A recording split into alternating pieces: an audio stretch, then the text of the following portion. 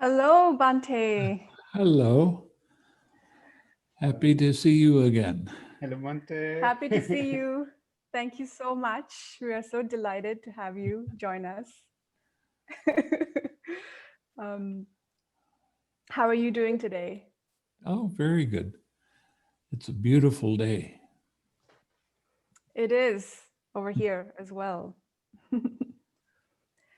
um, so, shall we just start? It's 2 o'clock. Yes, let's Okay. do. And I'll just let Lola in. You want to do an introduction first? Yes. So, welcome everyone to today's session. I think it's session number 42 or 43. I'm losing track now. My name is Sophia, and this is Christoph. We are very delighted to have Bante Vimalaramsi join us for a talk. And before I hand it over to him officially, I'd like to share a few words, an official bio intro. Bante Vimalaramsi is a distinguished American Buddhist monk with more than 40 years practice in meditation. He leads retreats in Europe, Asia, and North America. Bante is the founder and abbot of the Dhamma Sukha Meditation Center near St. Louis, Missouri. Some of the books he has written are the Anapanasati Sutta, a guide to tranquil wisdom meditation, Moving Dhamma, Volume 1, and his major work, Life is Meditation, Meditation is Life. He teaches what he terms Tranquil Wisdom Insight Meditation, or TWIM, TWIM, which is based on and comes from the earliest Buddhist studies. After some study of the texts, he found clues to additional instructions that the Buddha gave that seem to have been left out of today's practices. This process speeds up and deepens your progress on the path to awakening. So we're very delighted to have Bante today. Just a quick word about our group. We are a very mixed, diverse group of people. Core High Country Meditators, it's a group of people we used to meet in person in Boone, North Carolina for meditation. And now for the last 40 weeks, we've been meeting online via Zoom. So this is the first time we've got a Zoom invitation to a Buddhist monk, and we're very delighted and honored to have you join us. Thank you so much, Bante. Okay. So, you want me to give just a general talk? Yes. Okay. Based on your, Okay. however you feel inspired. I've been a monk for 35 years, and more than 20 of those years, I searched very hard to find a practice that the Buddha actually taught. I was raised to practice meditation through the Mahasi Sayadaw Vipassana meditation, and I did that for about 20 years. I was not satisfied with the end result of that practice. So I went looking for the suttas and see what the suttas actually said. And when I started reading the suttas and had advice on how to do that, I found out that a lot of the teachings that are being taught as Buddhism actually they don't follow the suttas very well. While I was a monk traveling all over Asia, I kept looking for answers to some very basic questions. One of the questions was, what exactly is craving? Now, I went to many very famous monks and asked them that question, and I never got a very good answer. Another question that I asked was, how are you supposed to recognize craving when it arises? And another question was, how do you let it go? I never got any good answers. Craving is desire. Well, yeah, but that's just a general kind of definition, and it doesn't really tell you much. So after I had instruction in letting go of commentary and going just to the suttas themselves, then I started understanding more and more what the suttas were saying. Always before, I had the commentary and I was using that as my main guide and was not satisfied with the end results. So when I started going to the suttas themselves and seeing what's been left out of the instruction, and when I went to the Satipatthana Sutta and both the Satipatthana and the Anapanasati Sutta, both of those have the instruction in how to do mindfulness of breathing.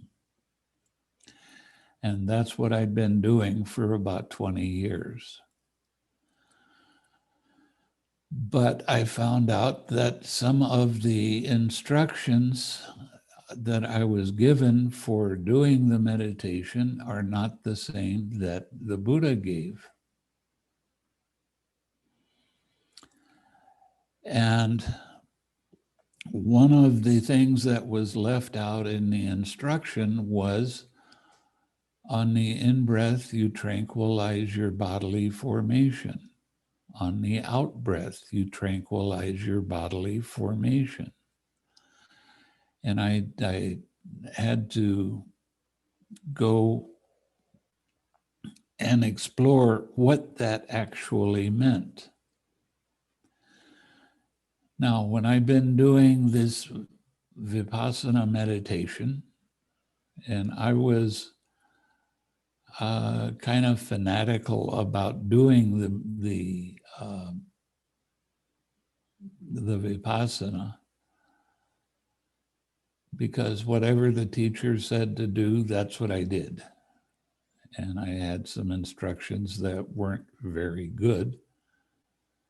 And as a result, the progress of the meditation was very slow.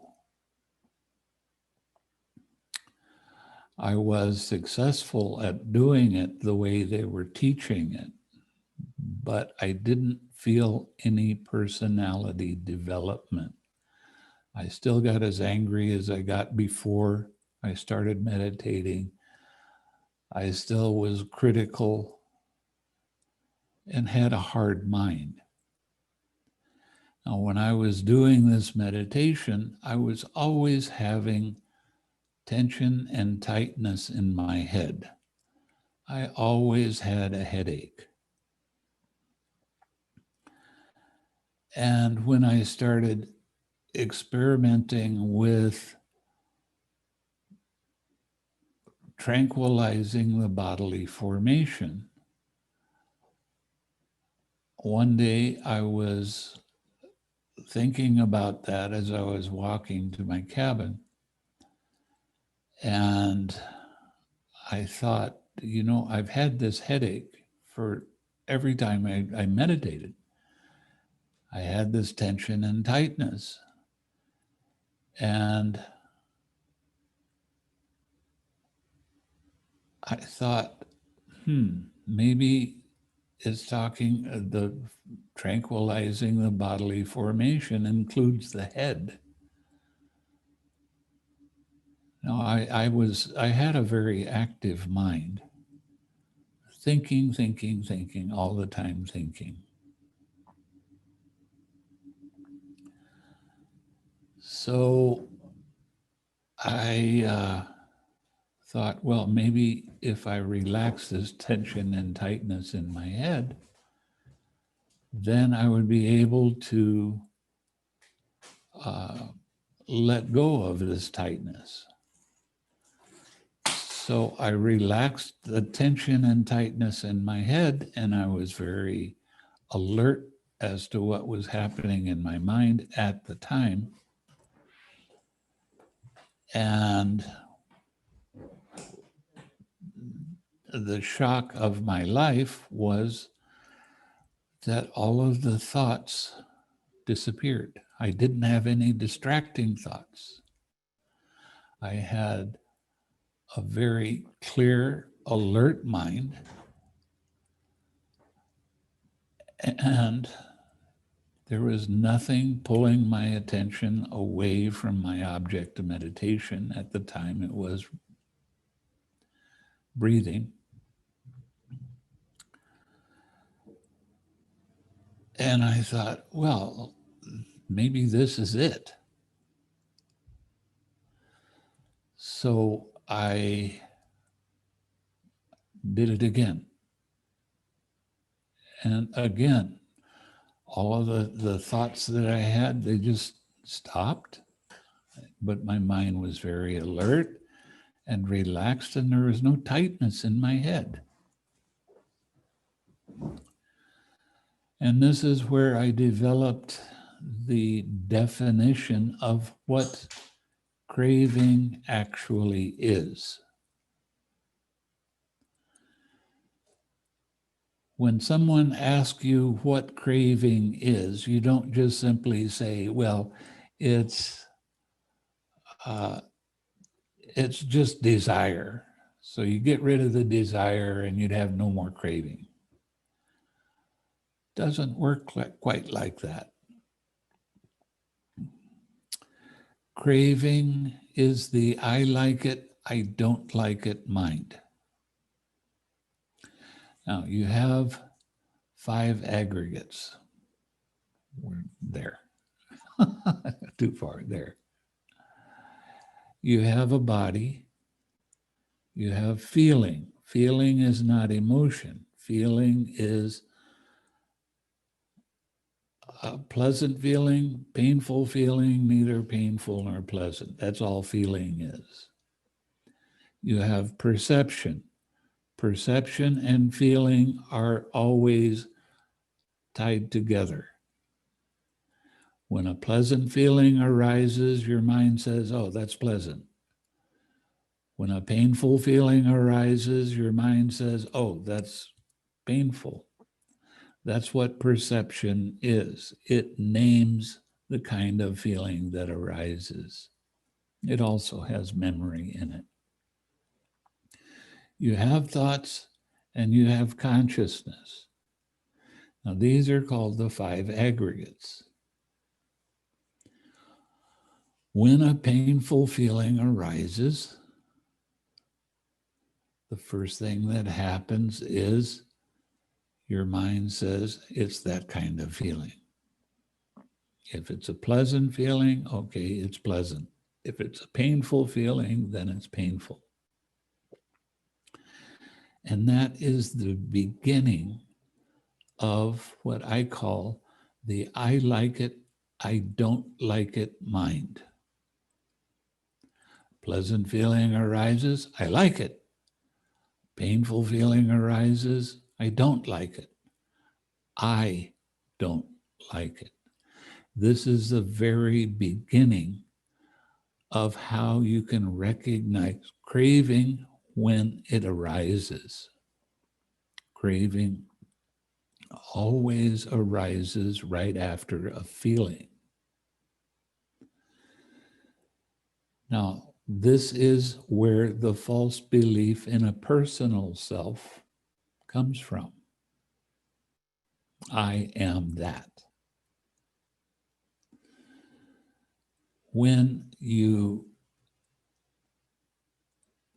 let go of that, And how do you let go of that? It's a tension and tightness in your head, in your mind. Now, your brain is like two lobes like this. And there's a membrane that goes around your brain. And that's called the meninges. This is very scientific. The meninges is like a bag that holds all of your brain together. Every time you have a thought, every time a feeling arises, every time a sensation arises, brain expands out a little bit. And that is, it causes a tension and tightness to arise in your mind and in your body. So, how do you let go of that tension and tightness? You let go of the tension and tightness by relaxing that tension and tightness that's in your head and your mind. As soon as you relax, you feel like an expansion happens in your head and your mind just settles down. Then there's no thoughts in your mind distracting you, pulling your attention away. So this is a very interesting step, and this is craving, as the I like it, I don't like it mind. This is the beginning of a false belief in a personal self. This is called atta in Pali. And the way you let it go is by relaxing. Just relax that tightness. You say, well, how do you relax the tightness? You make a fist, squeeze tight, and then you let it go. How did you do that? You relax the muscles that were holding your fist tight.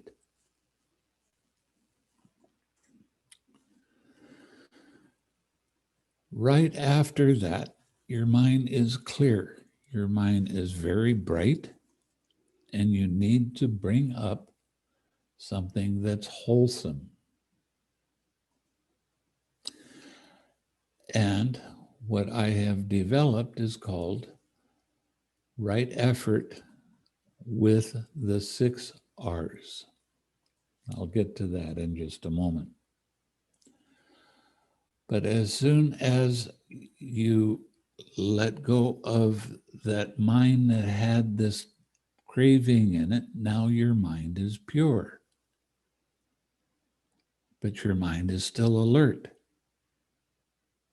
And you sit without disturbance at all. Then you bring up something that's wholesome. What is wholesome? Wholesome is smiling. Now, this sounds odd. A lot of Buddhist practice, they don't like you to smile. They don't want you to smile. But when you smile,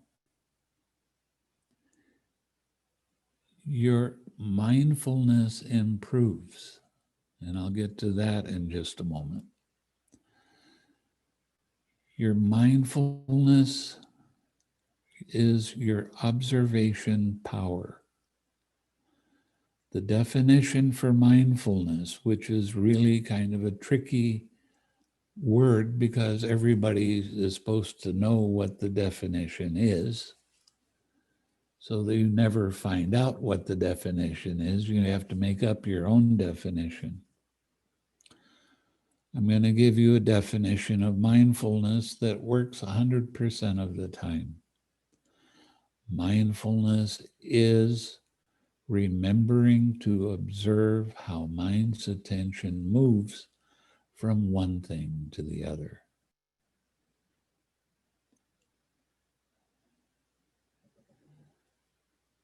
So you're observing how mind's attention goes from your object of meditation to being distracted.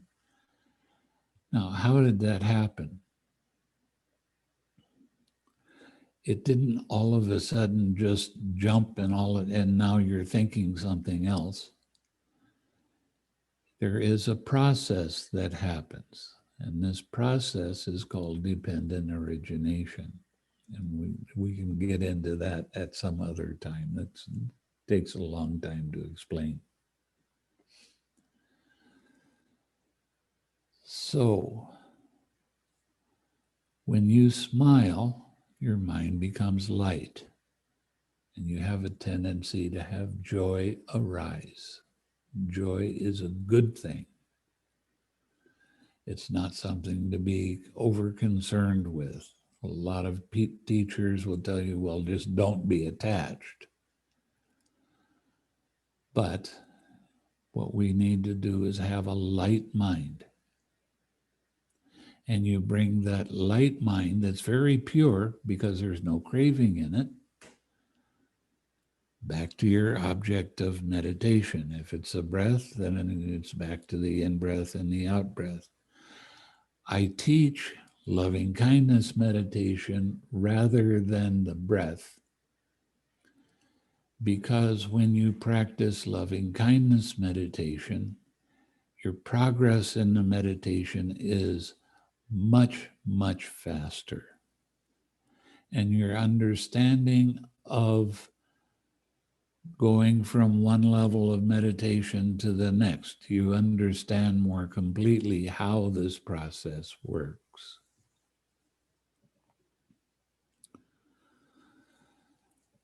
So, I teach right effort. The way that I teach it is by teaching you the 6 R's. The 6 R's are recognize their mind, not our objectation. Okay, just recognize that you're thinking something else. Release that distraction. Our internet connection is unstable. That's what I just said. Okay. Release the distraction. How do you release the distraction? You release the distraction by not keeping your attention on that distraction. Let's say you were thinking about something that your mother said or father said. As soon as you notice that you're not with your object of meditation, then you just let those thoughts be there by themselves. You don't continue thinking them. The more you get caught in thinking about a distraction, the bigger and more painful that distraction comes. So you release by letting it be there. You relax the tightness caused by that distraction. Then you re-smile. Now, when I teach the meditation here at this center, I'm teaching loving kindness all the time. The instructions that I give people is you need to be smiling all the time. I don't care what you're doing. A lot of people have resistance to that. I don't want to smile all the time. Okay, don't. Then don't have good practice. It's up to you. Smile. The more you smile, the better your mindfulness becomes. The better your mindfulness is, the better your progress in the meditation becomes. And I'm used to a lot of people being very successful with their meditation because I get them to smile all the time. It doesn't have to be a big, it can be, that's enough. But the smile is more than just on your lips. It's important on your lips, but you want to smile in your mind. You want to smile with your eyes, even though your eyes are closed. Let go of the tension in your eyes. Little smile on your lips and a smile in your heart. Yeah, right over my shoulder. Oops, right over my shoulder is a smiling Buddha. Now, the reason that they make Buddhas like that is to remind you that your mind has to be light. Now, I use an acronym often when I'm teaching meditation, and that acronym is DROPS. Don't resist or push. Soften your smile and soften your mind and smile. Okay? That can help remind you not to resist or push anything away. Just don't keep your attention on it. And if you don't keep your attention on it, then you're not going to suffer near as much. So don't resist or push. Soften and smile. Now, the 6 R's, they recognize, release, relax, re-smile, return to your object of meditation, and repeat staying on your object of meditation as long as you possibly can. You don't tell yourself, oh, now I recognize, now I release, and now I relax. You don't do that. The 6 R's are the instruction in the meditation. And the 6 R's are to be done, not said. Not said in your mind. It's very slow when it's said in your mind. You want to roll all of the R's and relax into whatever is occurring. Now, everybody, when they start out in meditation, their mind is fairly active, and you start thinking about other things because that's what you're used to doing your whole life. But as soon as you recognize that your mind is not with your object of meditation, which is loving kindness with a spiritual friend, that's the way I teach it at first. So you're not with your spiritual friend and wishing them happiness, then you need to recognize that your mind is distracted, release the distraction by not keeping your attention on it. Don't make a big deal out of anything. I don't care whether it's a mental feeling or a physical feeling. Allow it to be by itself. Relax, letting go of that tension and tightness in your head, in your mind. Re-smile.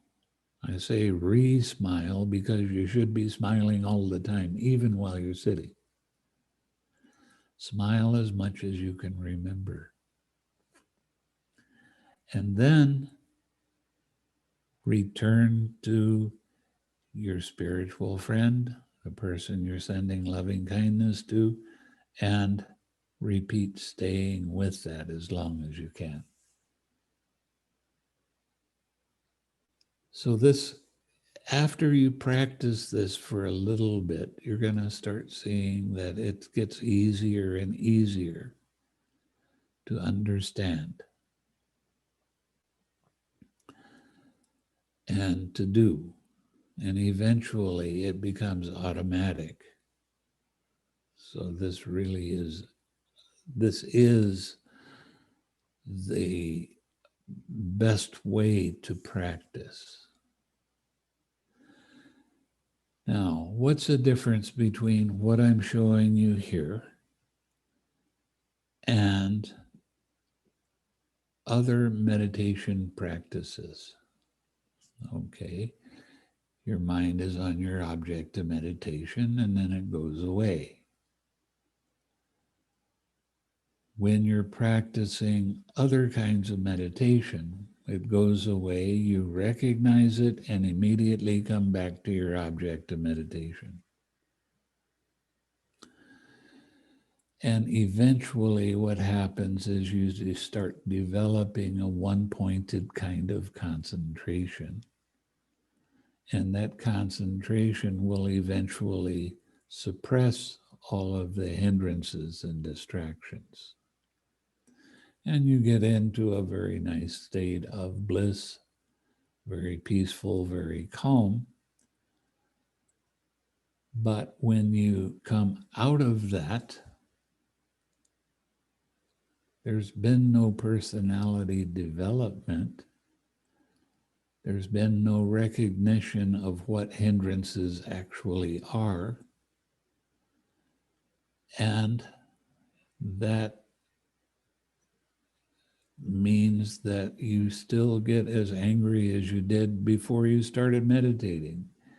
You still have your emotional upsets. You still have your attachment to that craving. Now, what I'm teaching, your mind is on your object of meditation. It gets distracted. Okay, that happens with every kind of meditation. It's what you do next that matters.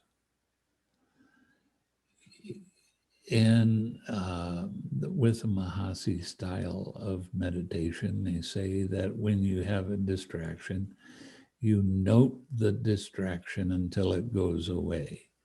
Thinking, and then it goes away, and immediately you come back to your primary object of meditation, which is the breath. But when you're practicing the way that I'm teaching, you get a distraction, your mind starts thinking this and that, just wandering around and thoughts are wandering. You relax. You don't keep your attention on your object or the distraction. You relax, you smile, and you return back to your object of meditation and stay with your object of meditation.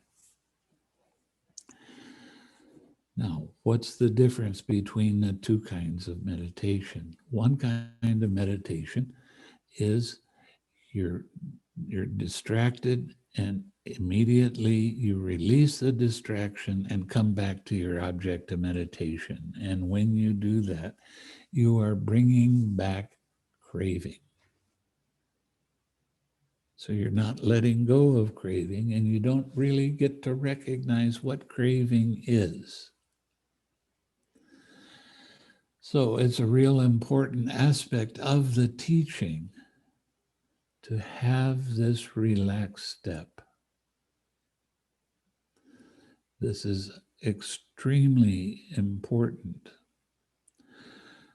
because you're going to be able to recognize hindrances when they arise, and you're going to see how painful it is to have that kind of distraction, and you can let it go and relax, smile, and come back to your object of meditation.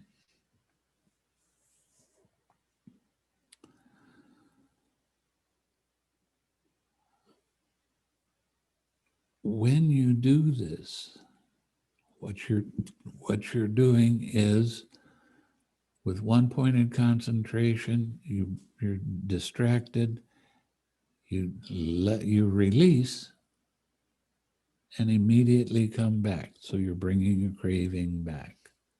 So your mind is not pure. And this kind of meditation leads you off of the path of the Buddha.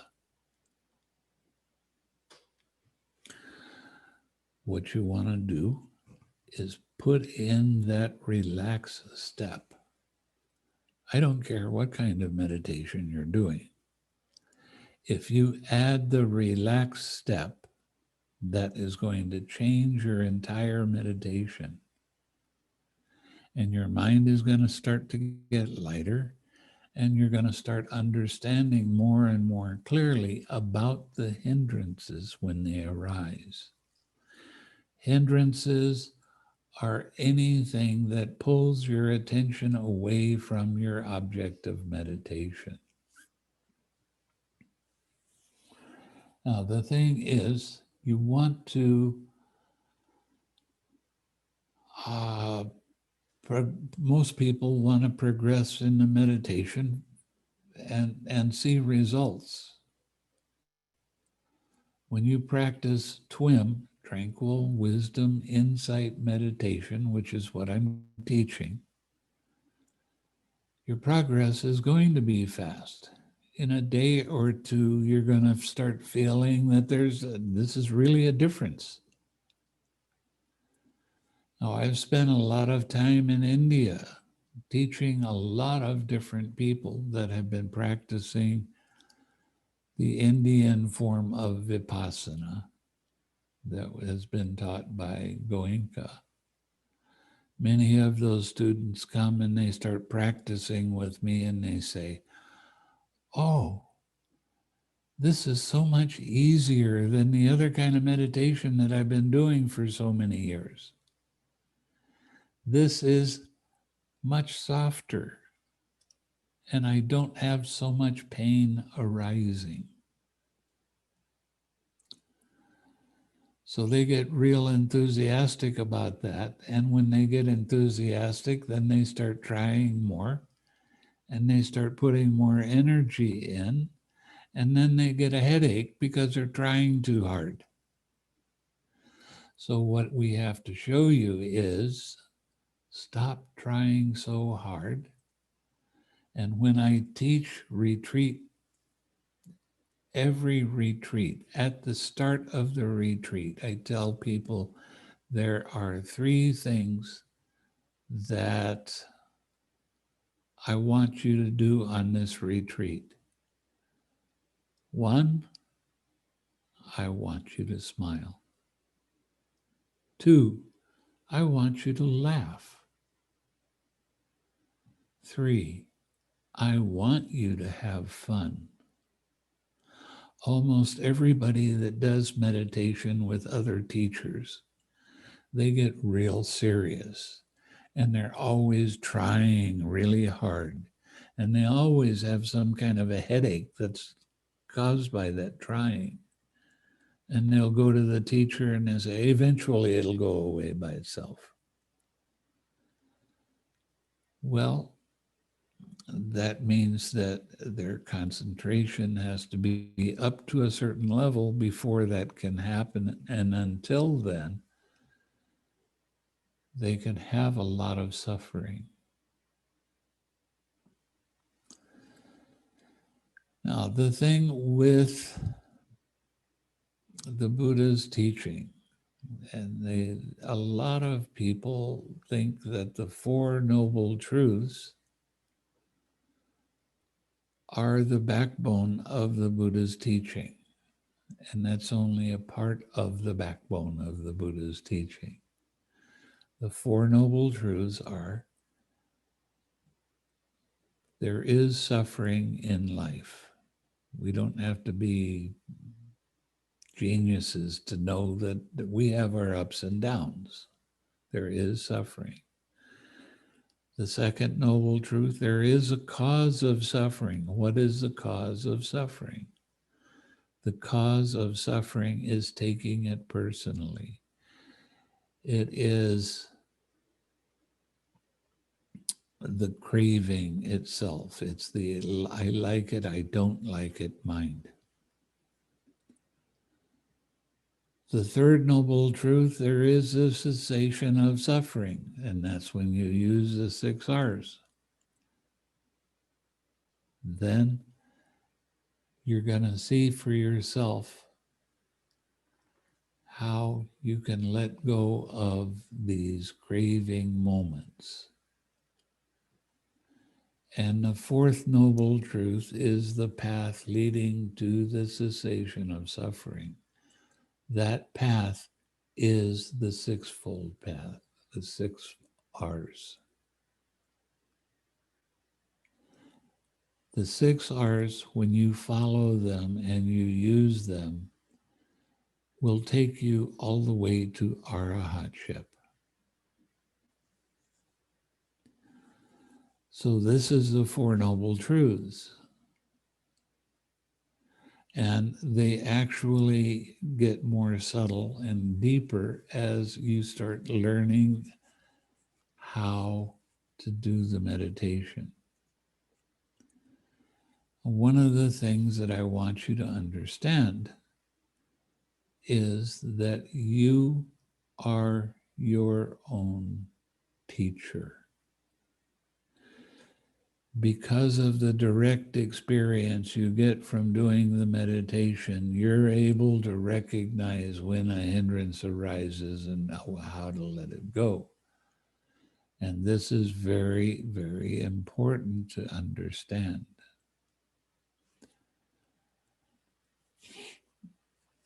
So, the more you actually start teaching yourself, the faster you learn about what Buddhism actually is. Buddhism is not a religion. Buddhism is so peculiar to the spiritual life that people didn't know how to put it in a category, so they called it religion. But it's more mind science than it is religion. By you're able to recognize when a hindrance comes up, when an angry thought comes up, or a sad thought, or an anxious thought, whatever it happens to be, when you use the 6 R's, you're able to recognize that distraction, release it by not keeping your attention on it, relax the tightness caused by that distraction, re-smile, have a light mind with it, return, come back to your object of meditation with that pure light mind, and continue staying with that object of meditation for as long as you can. So this is a real interesting process. And it doesn't have anything to do with you have to believe this or you have to believe that. And you are teaching yourself through direct experience. And the thing with hindrances, when they come up, they pull your attention away from your spiritual friend. And then you get to recognize, release, relax, re-smile, return, repeat. You get to do that over and over again. And it's like putting a coin in a piggy bank. Every time you put a coin in, it starts to get filled up over a period of time. And this is what happens with your mindfulness. We'll call it your mindfulness piggy bank. So this is real important to understand.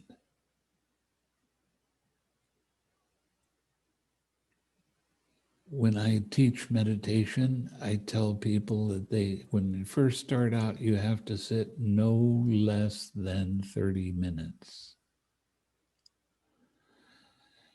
Sit with your back nicely straight, not rigid. You don't have to sit on the floor when you do this. You can sit in a chair, but don't lean heavily in the chair. So you can sit in the chair and stay with your spiritual friend for at least 30 minutes. Now, you're going to have distractions come. Distractions are not your enemy. Distractions are actually teaching you where your attachment is. What is attachment? It is craving. I am that. I am this attachment. I am worried. I am sad. I am mad. So, when you get to be able to recognize that this is happening and you use the 6 R's on it, you're teaching yourself how to recognize a hindrance and how to let that hindrance go. And when you do that, you start being smarter and smarter in how the Buddha's teaching actually works. You start seeing it for yourself. And when you get in situations that used to make you hot, so this is a real important aspect of the teaching to understand. You teach yourself. Hindrance comes up. A lot of people, they try to fight with the hindrance and push it away and stop it from disturbing them. And that's not the way you handle hindrances. The way you handle hindrances is by recognizing that your mind is distracted, release the distraction, relax, smile, come back to your object of meditation. And this gets to be kind of a fun practice because you feel yourself learning and you start to get confidence in this. And the confidence that you get helps you to do it better because you feel like, oh, I really do understand what I'm doing now. Okay, now I've been talking for about 45 minutes, almost 50 minutes. Oops.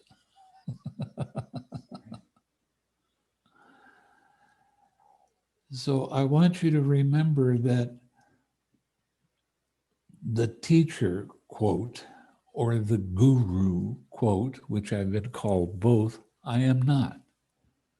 I'm a guide.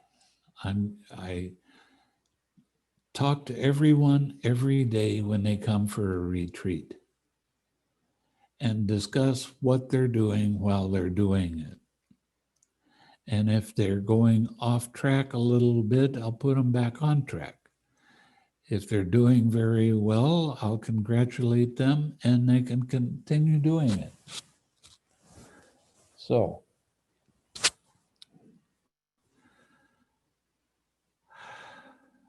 do you have any questions? What I said, does it make sense? Do you understand it? Bhante, thank you so much for that talk. We take so many nuggets from it. And for me, one was, stop trying so hard. And we tend to do that, not just in meditation, but also in our everyday life. Right. So bringing a light mind to everything is a great reminder. That's what drops how it really. Oh, unmuted. Oh, Oh, wait, 1 second, sorry. Bhante, sorry. Wait. Oh, I think I accidentally muted you, Bhante, and I cannot unmute you. I can only ask you to unmute. I'm very sorry. No, There. Okay. sorry Yes. for that. That's all right. But the thing is, you know, everybody has this idea that meditation is only when you're sitting. And that's why I wrote the book, Life is Meditation, Meditation is Life, to get you to realize that hindrances can come up at any time during your daily life, and you don't have to get attached to them. You use the 6 R's and start radiating loving kindness to yourself or somebody else. So it's about living. That's what the Buddha was teaching. He was teaching us how to live a life that we can be happy and have fun. That's why I give that instruction at the start of a retreat. I want you to have fun, and I want you to laugh. Laughing is incredibly important. So practice laughing every day. Practice smiling whenever you're walking from one place to another. There's 3 parts to the meditation that the Buddha gave us. The first part is practice your generosity. Now, when people think about generosity, they think that it has to be some kind of material thing that you're giving away. But actually, if you're smiling, give your smile away. Give it to other people. Say things that make them happy.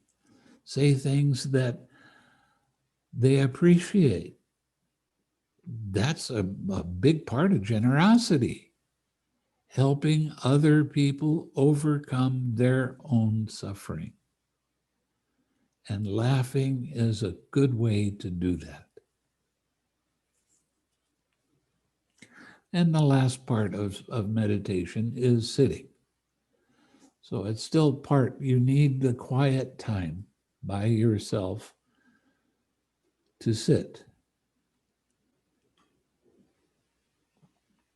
And you can watch mind much more closely when you do that. But that's only a part of the meditation. The more you practice your generosity, the closer you keep your precepts without breaking them. And you only have 5 precepts. 5 precepts. That's a walk in the park. I have 227. And you consider yourself lucky. You've only got 5 things to remember. Don't kill, don't steal, don't have wrong sexual activity, don't lie. White lies are still lies. Don't curse. Don't try to divide groups up so that they're fighting with each other. And the biggie, don't gossip. Gossip is making up stories that you know aren't necessarily true, but you say them to control what other people think about someone that you both know. Don't gossip. And don't intentionally take things that are going to dull your mind. Don't take drugs and alcohol. Now, that doesn't mean you don't take medicine when you need it. You do, but you don't pop a pill or smoke a joint or drink a glass of wine just to take the edge off for the day. You don't do that. You go sit for a little while. That takes care of the edge on the day. And the more you smile, the happier you become. You start affecting the world around you in a positive way. And that makes a meditation much more fun and enjoyable. So, does anybody else have a question? You're welcome to unmute yourself. We've made it possible so that you can unmute. So if you have a question, please go ahead. Do you want me to unmute right now? No, you're fine. Just Okay. the people in the audience. Oh, okay. Didn't understand. Sorry. So, yes, go ahead. Whoever wants to ask the question can unmute. I know a lot of people are shy about questions. Yes, Aviva. When you were talking about the 5 aggregates, Yes? I only got 4. The body, feeling, perception, consciousness. What's the 5th? Thinking. Thinking. Okay. Now that's actually, I changed the 5 aggregates because it makes sense right there. That aggregate is called the formations, which is body, speech, and mind. But I just take one of them, speech, because that makes the understanding of craving easier. Okay.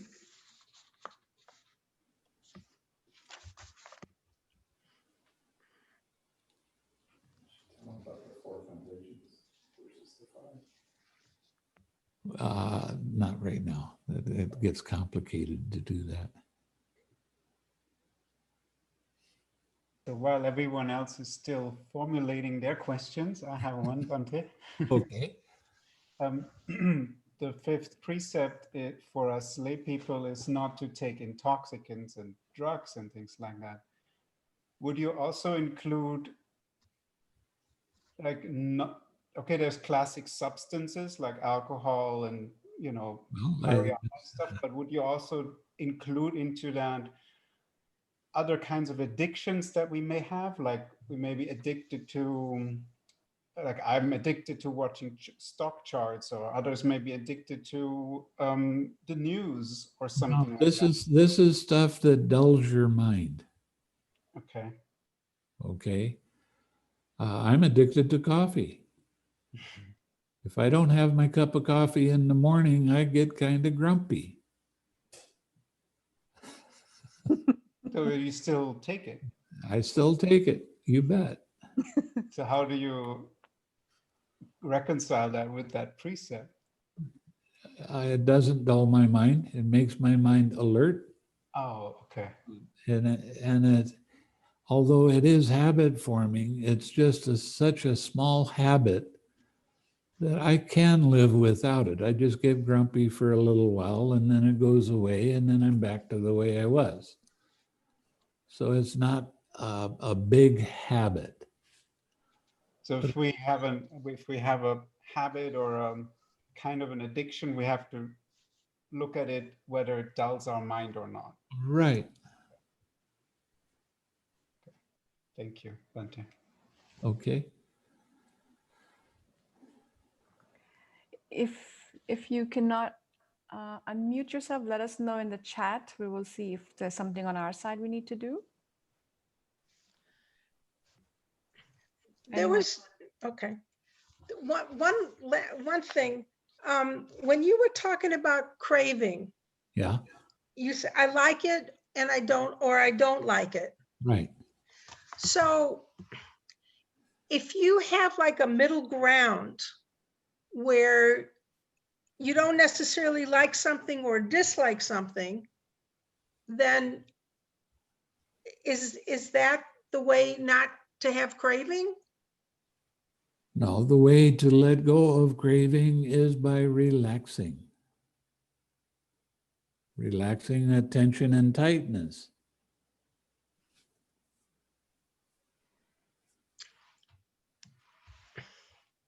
Okay.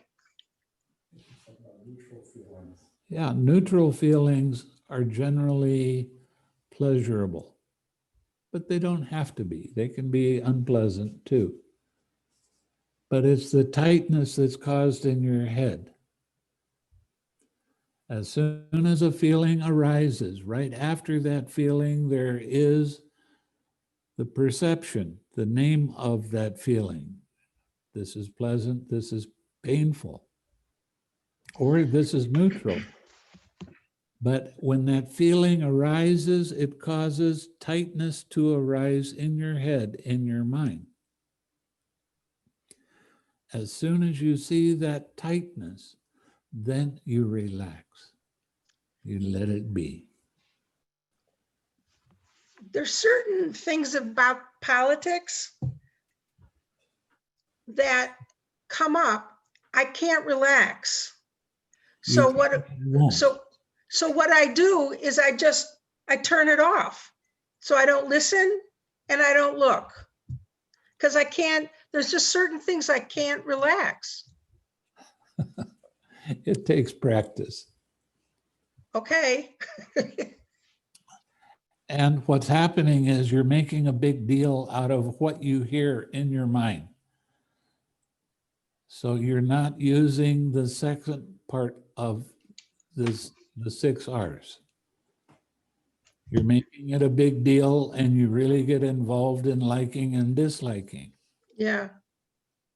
Well, if you don't make it a big deal in your mind, you hear something and you go, okay, that's their opinion. They can do whatever they want with it. You don't have to get involved with it.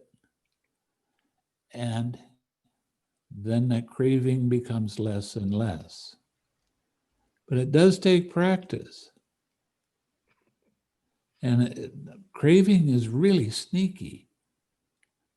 And it'll come up at all kinds of different times. The more you smile during the day, the better your mindfulness becomes. The better your mindfulness becomes, the easier it is to recognize this tension and tightness when it arises and relax into it. Okay? So this is part of the work. Yeah, it's work. Yeah. But it's kind of fun work, because when you start smiling, then you see somebody else smile back at you. And oh, that's nice. I like that. So that's part of the fun. See, when I tell people I want you to have fun, they get real confused when they're saying, but meditation is serious. Well, be seriously happy. Okay. Give your smile away as much as you can. And truly be grateful that you remembered to do it. Be grateful to yourself because you remembered to help somebody else take away a little bit of suffering for the day. That's wonderful. Okay? Yeah, that's it. How's your mind feel now? Good. Yeah. Why? Because you're smiling. Yeah. Perfect. And I've had people that were very angry with each other, and they come and they start talking to me about their anger. I don't say anything to them. I'm not going to get in the middle of an argument and take sides, but I am going to radiate loving kindness and smiles to them. And before long, their anger starts to go away. And then they start discussing what the real problem is, because it's not what they were yelling at each other about. And as I keep sending them loving and kind thoughts, they start to lighten their mind. And as they lighten their mind, before long, they're starting to smile and laugh with each other. And then they say, thanks, Bhante, and then they leave. I haven't said a word to them. But they know that I'm sending them kind thoughts. So it's just a practice of remembering to smile and be happy and give that smile to other people. Okay?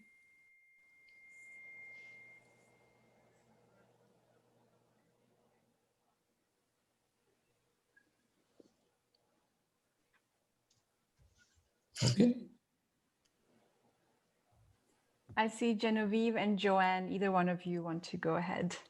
Okay. Okay, well, I'm afraid my phone may die, so I feel like I should jump in.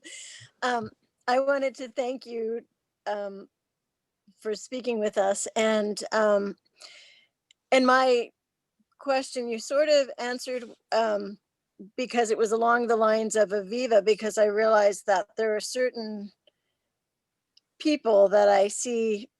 I mean, there's a certain person who is currently leading our country that I see that I have such a visceral negative feeling toward. And but I think if I try to take what you've already shared with us to heart, and I don't know, see that person's humanity, or I'm Yeah. not sure how to, because I really feel sick to my stomach when I see and hear some of the things he says. And Well, I feel like, oh, this person is in charge of. you're causing yourself immeasurable amounts of pain because you're making a big deal out of it. And you hold it in your mind and you think about it and you get more and more upset, and you're doing that to yourself. Right. And I don't want that. Okay. Then why don't you smile and be kind and help somebody else to smile Okay. and let them go? They have their own opinions. You might not agree with the opinion. So what? That's their opinion. Right. You don't have to take what somebody else tells you as the gospel truth. That's their opinion. Everybody has opinions about things. But as you lighten your mind, don't resist or push, soften your mind and smile, then it stops being such a big deal. And you can see that person and you can listen to them, and it doesn't affect you negatively or positively. It's just they're there. That's their opinion. They can have their opinion. I don't care. There's no sense in getting upset with it because you are causing your own pain. Right. Through my. And you can't blame it on that other person. You can't blame Right. anybody. Well, it won't do me any good to blame them. That's true. Thank you. Okay, so laugh with it. Don't take it seriously. Okay. Okay? Okay. I'll. How does your mind Work feel on it. now? Better. Yeah, see? It works. That's one of the things that the Buddha said, was that what he is teaching us is immediately effective. And just a little giggle or a little smile or even a belly laugh, right after that, your mind is open. Your mind is light. Practice that. Okay. Will do. Thank you. Okay, good.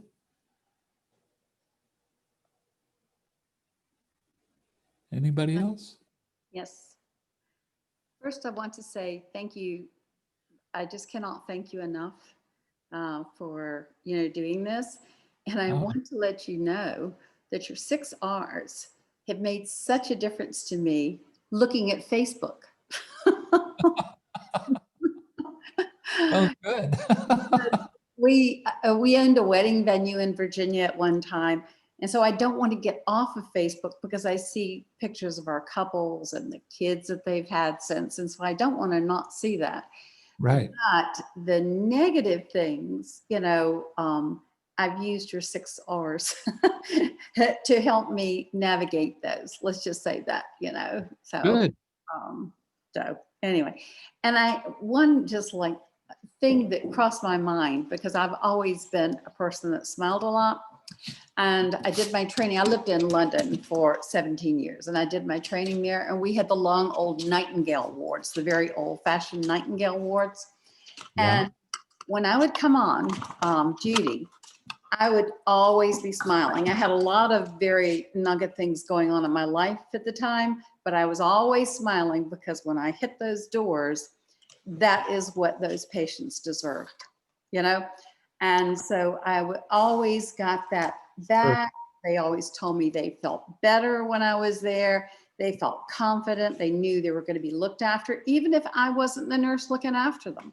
Yes. That smile. So I would have to agree with you. And I also laugh at myself when I do stupid things instead Oh, yeah. of being mad at myself. And that I find I wind up entertaining helps. myself a lot because I'm so dumb. I laugh a lot at myself. Anyway, so thank you for sharing your wisdom. It's just wonderful. Thank you. Okay. I'm glad that I helped you in some way.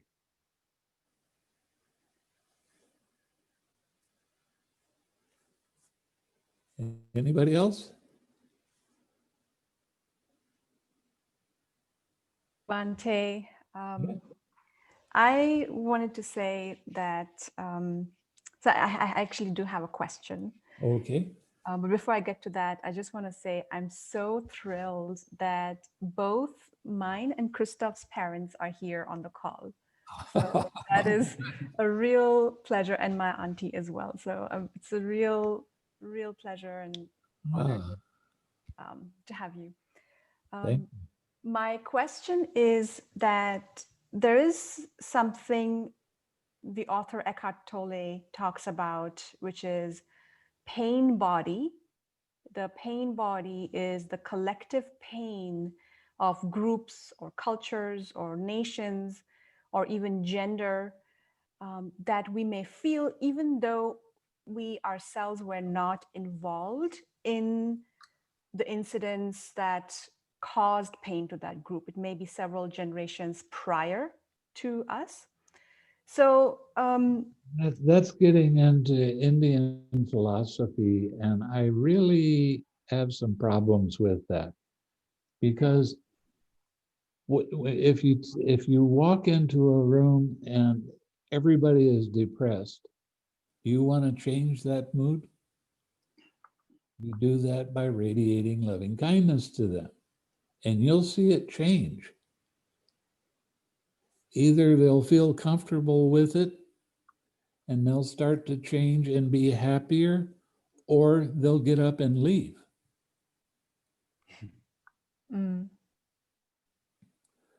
I've been to a lot of different places. I helped set up a hospice where people are dying. And my job was to help them relax and accept what was happening without resistance. And I spent a lot of time radiating compassion to the person that I was taking care of. And as a result, their death, when they did die, it wasn't such a traumatic, terrible experience. They just accepted that and kept going. But one of the things that I insisted on with people that were in hospice was that they learn how to forgive all of their family for anything that they've done. Forgive them and talk to them and tell them you did this. And I was very upset when you did that. And I forgive you for doing it because you didn't really understand at the time. And whenever I was with people that were in the hospice, I very much encouraged them to learn forgiving meditation, and to teach it to the people that were dying, and teach it to the family members. And that's a very important aspect of the practice. Mm. So, Forgiving ourselves and our ancestors. well, whoever is around, basically, is it. Forgive them because they don't understand. They're coming from their own point of view. And maybe they're correct and maybe they're not. And so what? I can forgive them because they don't understand. So why would I hold a grudge against them that's going to carry on to another lifetime, so we still have more interaction that's maybe not so good, or learn to forgive them now? Mm.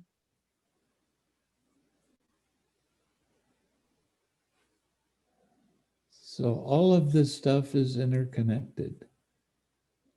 This is why I like to teach loving kindness meditation, because it's an easy transition to forgiveness if that's what's needed for that person at that time. And they can forgive for a few days, and then all of a sudden they feel light, and they feel more joy and more happiness. And this is helping everybody in the world. You affect the world around you. And the more you can infuse that with kind and loving thoughts and compassion and equanimity, all of these things are important aspects of the training. So I feel like I'm doing another Dhamma talk. We could listen to you a lot. Well, one of the things that people really like, I'm finding, is they like the stories that some of my experiences of. I've been doing this for a really long time. And I spent a year at a nursing home. I helped set up the hospice. That was another year. And just all of I spent some time helping at a mental hospital. And I got the doctors unhappy with me because I was showing these people that were unbalanced how to get balance. And I was healing them without giving them any drugs or anything. And they thought that that was unacceptable. They didn't want somebody coming in and teaching people how to be happy. It sounds odd for doctors, but it is true. But I've done a lot of fun things in my life and helping other people to be happy.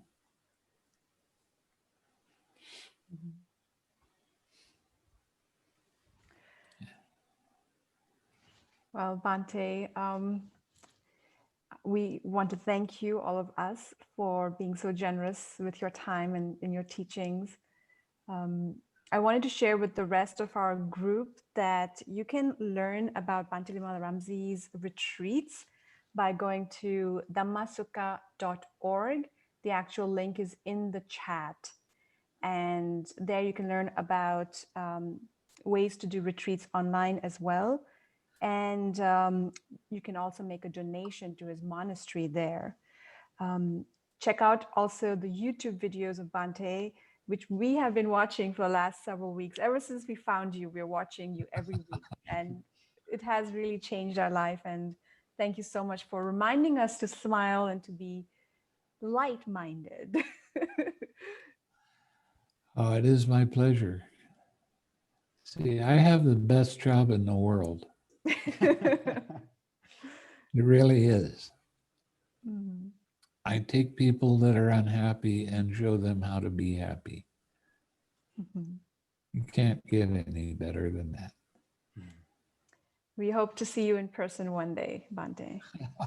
Well, you're certainly welcome to come and visit. Where do you live? We are in North Carolina, Ah, in the mountains. you're just a few miles away. Only So 50 like a true degrees. American.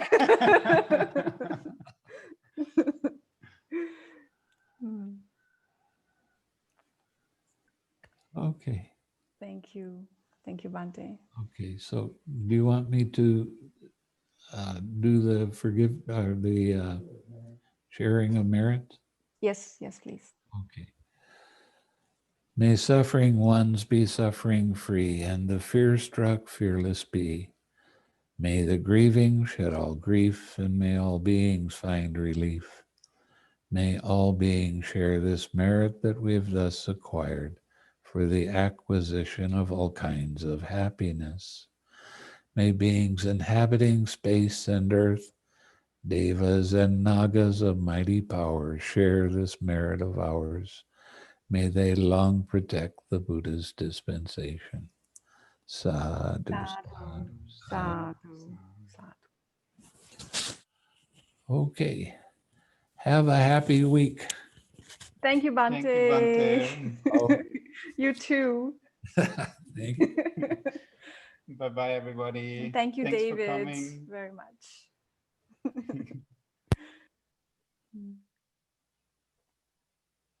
We will have the recording of this put on YouTube in the next few days. So watch out for that. Thank you. Bye.